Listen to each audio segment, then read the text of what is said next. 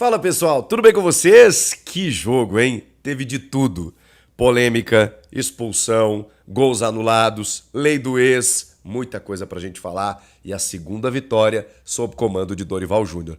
4-2 do Timão pra cima do Inter. Chega mais, eu sou o Chico Garcia, inscreva-se no canal e vamos juntos.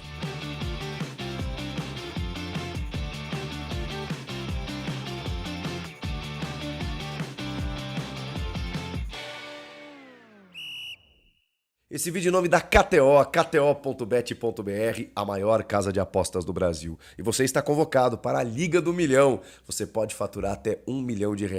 Chame seus amigos, entre no link, faça o seu cadastro e comece a participar destas e de outras promoções. kto.bet.br, onde cada jogo é único. Não se esqueça, hein? Site para maiores de 18 anos e jogue com responsabilidade.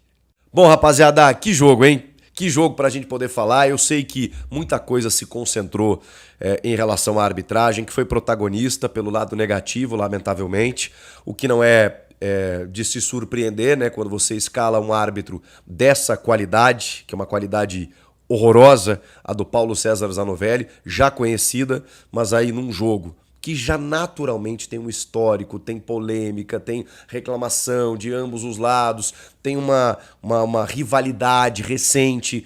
Você tem aí 5 anos que o Corinthians não vencia o Inter, os últimos jogos muitos empates, o Inter quebrou o tabu de nunca ter vencido recentemente na Neoquímica Arena, é muita coisa envolvida. Jogadores de lado a lado que já atuaram nos dois clubes. O Dorival Júnior já treinou o Inter, então tem lei do ex pra tudo que é lado.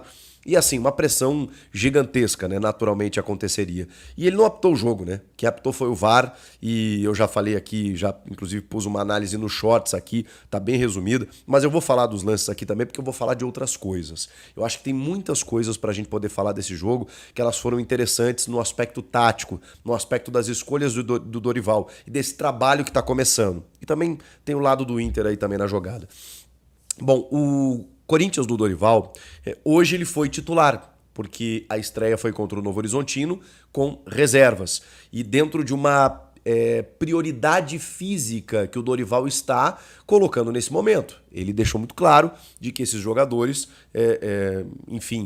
estavam desgastados, e ele começou a dar uma revezada. Um exemplo, por exemplo, foi o Fabrício Angileri, que teve afastado do jogo por um controle de carga. E aí o Hugo foi o escolhido, que já estava, sei lá, carta fora do baralho.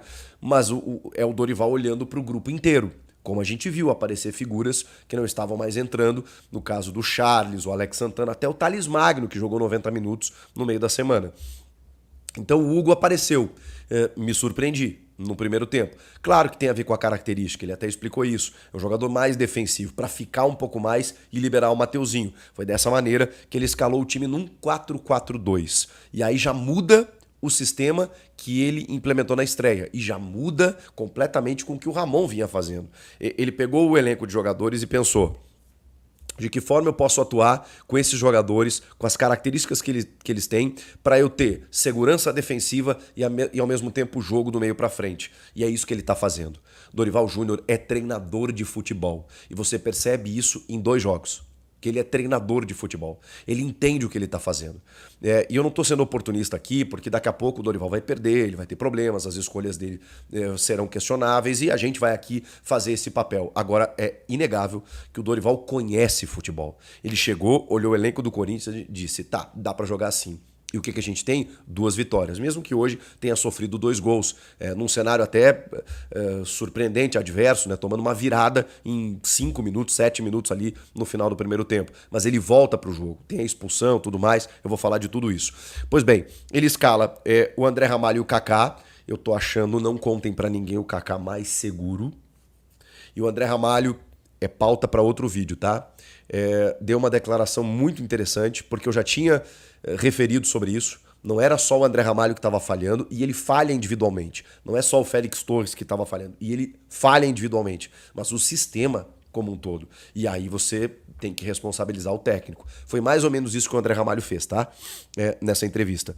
O Kaká acho que está fazendo jogos assim regulares, e comparando com o nível do Kaká, sei lá, acho que a gente tem alguma projeção aí.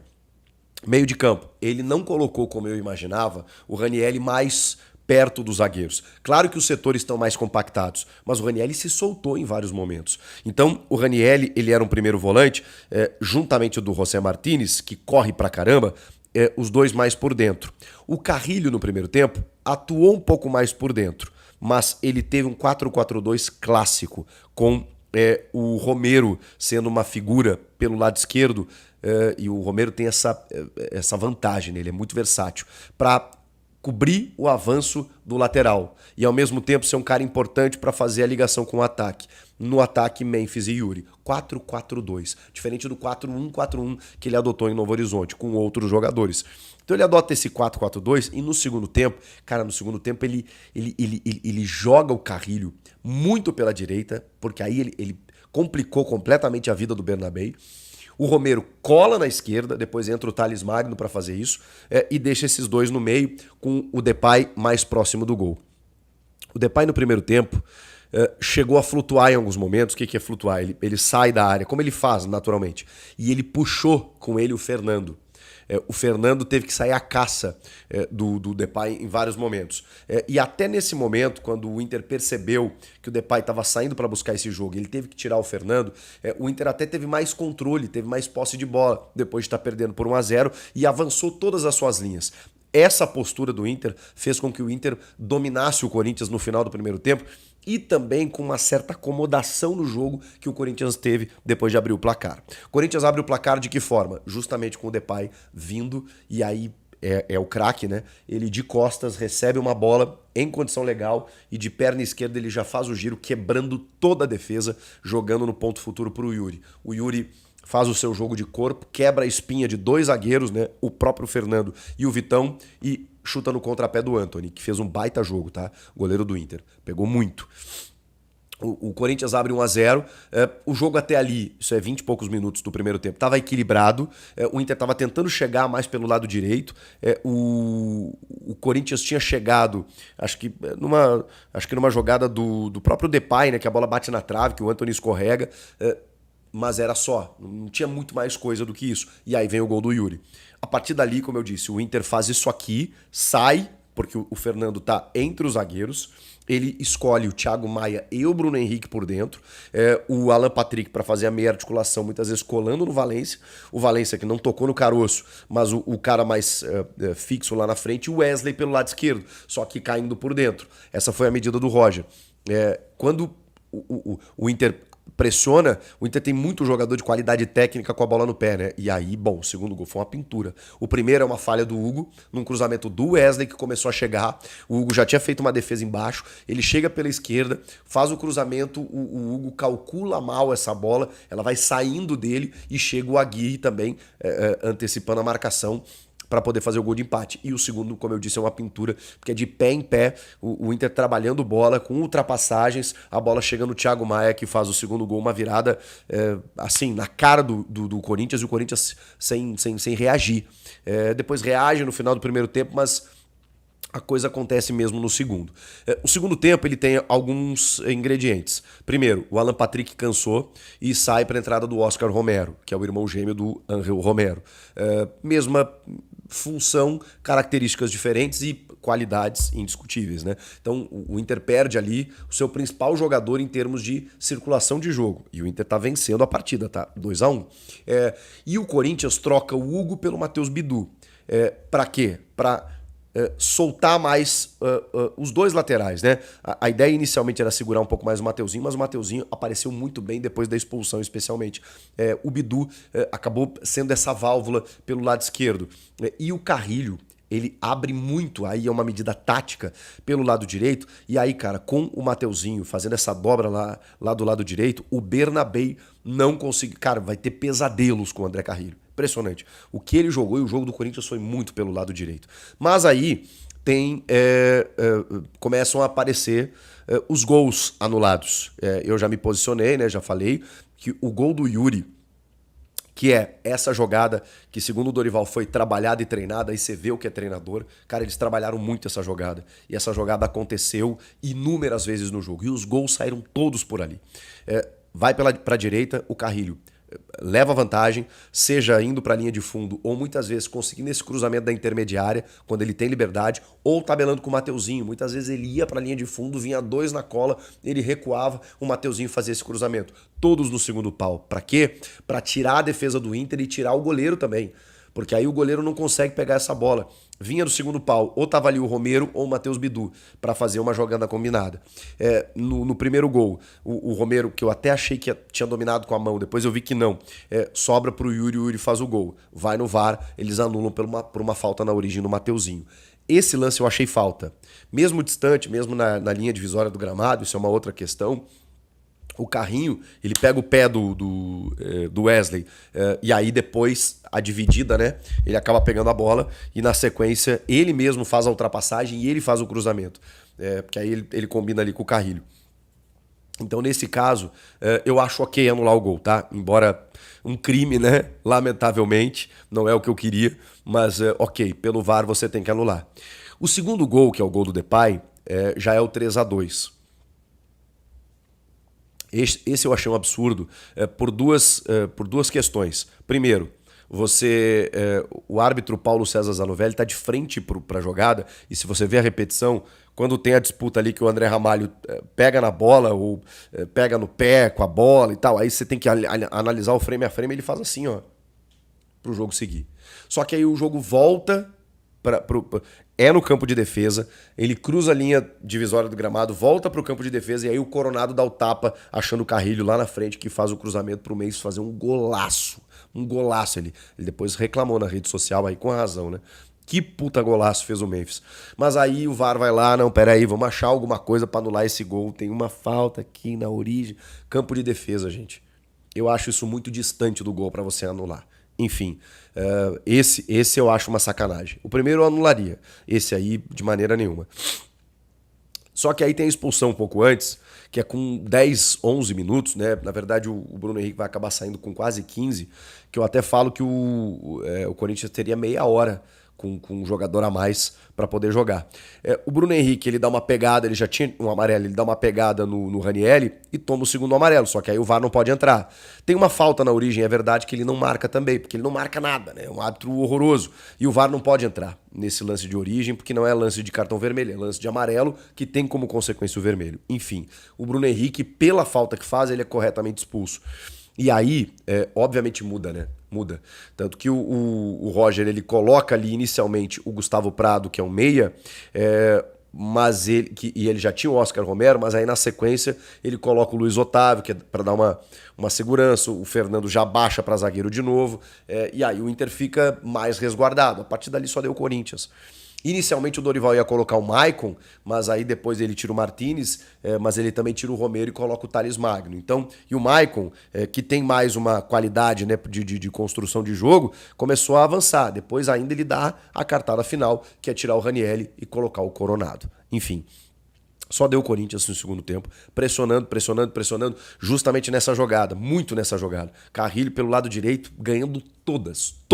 E todo o cruzamento dele entrando, aquela fatiada assim, sabe que ele vai tirando o peso da bola, vai tirando do goleiro, a bola chegava no segundo pau, o Memphis dá uma cabeçada, a bola bate na trave, mas foram muitas chances mesmo. Depois uma disputa ali, que até, que na sequência saiu o pênalti, né, que sai que reclamaram um lance de mão no Fernando, né? Que ele dá uma cabeçada, o Antony defende embaixo. Cara, uma pressão bizarra. Até que sai o pênalti do Romero em cima do Matheus Bidu e o árbitro não vê no campo, gente. Impressionante. Ele precisa do VAR para marcar aquele pênalti, o chute na barriga. E aí o Yuri Alberto faz o seu hat-trick. Que cobrança perfeita no ângulo oposto do goleiro. Impressionante. Como joga bem o Yuri Alberto contra o Inter. Ele dá a vida, sempre marca gols. E marcou 3 nesse jogo, já nos acréscimos que estava dando a vitória ao Corinthians. E aí tem a cereja do bolo, que é o golaço do Coronado, pegando uma bola no espaço pelo lado esquerdo, chega na frente do goleiro, cavadinha, e um gol muito importante para ele, né, cara? O Coronado precisava desse gol, ele teve poucos minutos, mas ele foi muito importante no jogo, tá? Porque foi um momento em que, como eu disse, ele tira o Ranieri, O jogo do Corinthians estava lateralizado, porque é natural, o Inter se fechou, e o Coronado começou a fazer o jogo dele por dentro. E, cara, alguns passes quase entravam, assim, sabe? Mais fortes, que a bola escapava, né? Pro Memphis, pro Thales, pro Yuri Alberto. Ele estava tentando esse jogo combinado, para ter algum espaço para alguma finalização, alguma coisa, e aí com o espaço ele acabou fazendo o golaço que fez. Ele só faz golaço, ele joga muita bola, ele precisa de sequência. E precisa ter uma condição física melhor. O Dorival falou sobre isso na coletiva, dizendo que espera isso dele, que conversou com ele, porque ele tem condições de ser esse cara. Tomara, tomara. Torço muito porque não tem outro cara na ausência do Garro para fazer o que ele faz. Ele é muito bom tecnicamente. E ele tem muito repertório, cara. Ele pode auxiliar muito na construção de jogo. O Corinthians estava com um a mais e se aproveitou disso.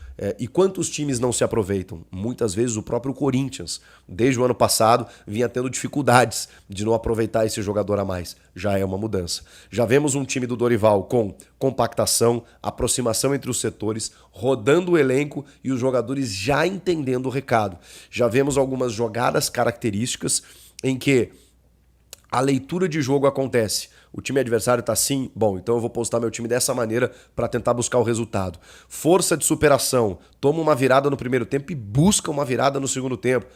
Com jogador a mais, mas como eu disse, você também precisa ser competente para aproveitar essa superioridade numérica. Foi o que o Corinthians conseguiu no jogo. E o Inter teve dificuldades, obviamente, depois da expulsão, né? Mas até a expulsão, no segundo tempo, já tinha parado de jogar. Só estava dando o Corinthians até aquele instante. Aí, quando fica com um jogador a mais, o Dorival mexe cirurgicamente em todas as peças e coloca o time dele para cima e o Corinthians vence o jogo. Que vitória! Uma vitória, assim, com muitos ingredientes, com muitas nuances, né? Com alguns destaques interessantes, né? O Matheus Bidu entrou muito bem no segundo tempo. O Carrilho, para mim, foi um absurdo. O Yuri Alberto fez 3 gols, o Coronado fez um golaço, o Memphis jogou muito, merecia o gol que ele marcou, enfim. E a zaga e a defesa começa a dar sinais de que, com uma organização, pode daqui a pouco se estruturar de uma maneira melhor. Já tem uma decisão na Sul-Americana na terça-feira e o Dorival vai ter que pensar. Preservo, não preservo, vou com força total, descanso no final de semana, vai ser uma loucura. Mas foi uma baita vitória para mostrar que o trabalho do Dorival tá só no começo, mas ele já mostra alguns indicativos muito positivos. Eu tô muito satisfeito com esse começo de trabalho do Dorival. E você? Vocês querem a perguntinha, né? Dá para ver as digitais de Dorival Júnior já nesse time do Corinthians. Comenta aqui, inscreva-se no canal e eu volto na próxima. Tchau!